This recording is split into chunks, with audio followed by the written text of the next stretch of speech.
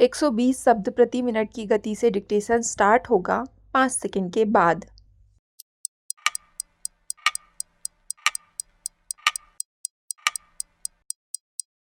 Start.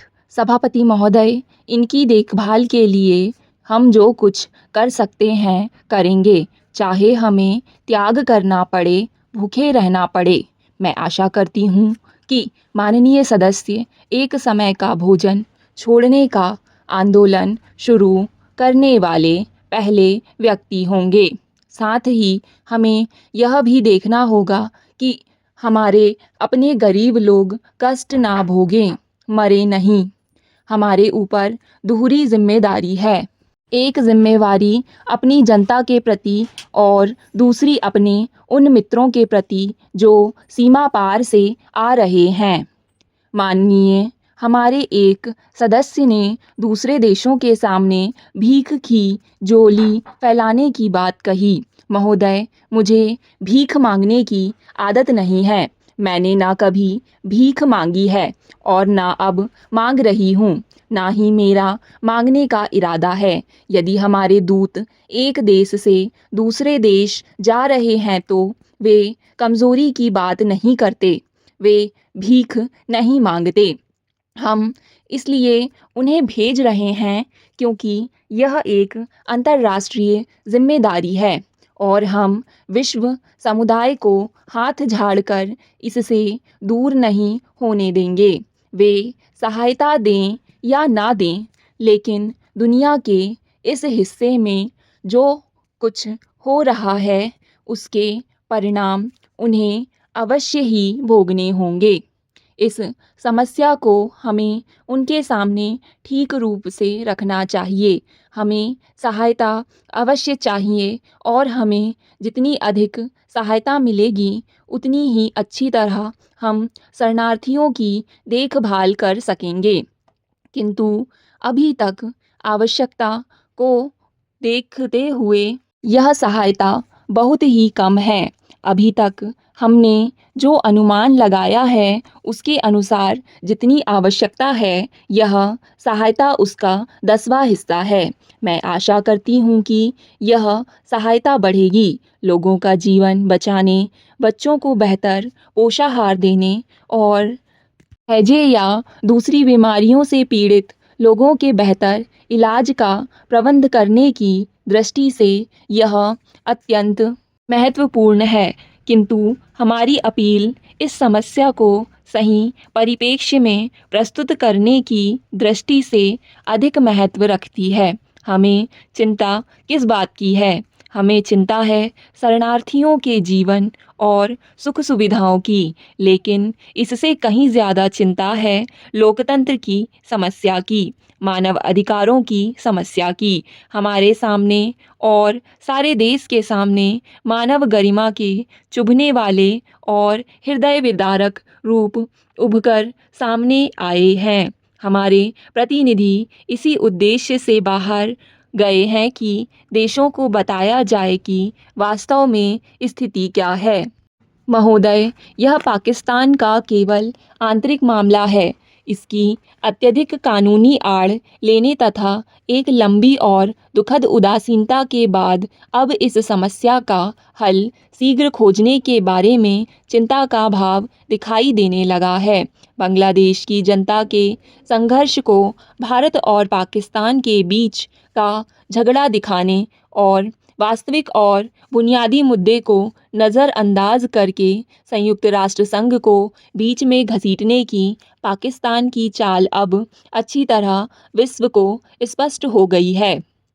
यह अब अच्छी तरह समझा जाने लगा कि पाकिस्तान को सैनिक शासन के उन लोगों से ही समझौता करना होगा जिनके साथ उसने बहुत अन्याय और क्रूरता का बर्ताव किया है।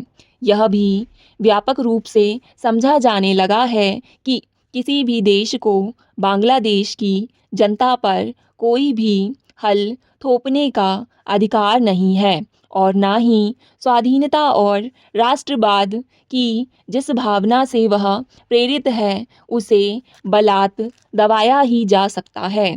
अमेरिका की मेरी यात्रा के दौरान मुझे बताया गया था कि पाकिस्तान को और हथियार ना भेजने का निर्णय ले लिया गया है।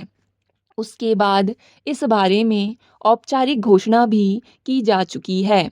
मुझे यह भी पता चला कि ब्रिटेन, फ्रांस और जर्मन संघीय गणराज्य से भी पाकिस्तान को हथियार नहीं भेजे जा रहे हैं।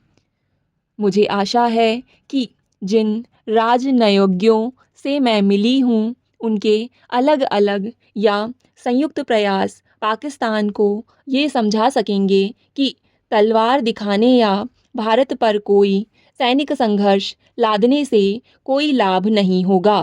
मैं आशा करती हूँ कि सद्बुद्धि कभी भी आ सकती है, क्योंकि कोई भी ठोस तथ्यों को हमेशा के लिए नकार नहीं सकता। बांग्लादेश की और वास्तव में पश्चिमी पाकिस्तान की जनता की आकांक्षाओं की ना तो उपेक्षा की जा सकती है और ना उन्हें पैरों तले रौंदा जा सकता है। जिस ढंग से हम 90 लाख से ऊपर शरणार्थियों के भारी बोझ को उठा रहे हैं, उसके प्रति आम तौर से मुझे सहानुभूति की नज़र से देखा गया।